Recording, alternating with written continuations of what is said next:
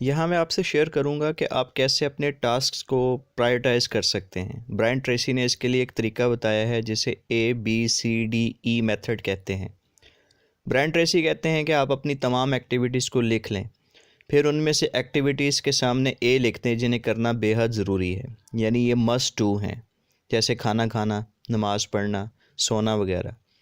फिर उन एक्टिविटीज़ के सामने बी लिख दें जिन्हें करना अहम है लेकिन ये बेहद ज़रूरी नहीं, यानी ये शुड डू हैं, जैसे जॉब करना, कारोबार करना, फैमिली को टाइम देना, वर्जिश करना। फिर वो एक्टिविटीज़ हैं जिन्हें करना ज़रूरी तो नहीं मगर अच्छा है, यानी ये माइट डू हैं, जैसे दोस्तों से हल्की फुल्की गपशप, हफ्ते में एक दफ़ा कहीं घूमना फिरना या कोई गेम खेलना वगैरह। इसके बाद वो काम हैं जिन्हें हम डी कहेंगे।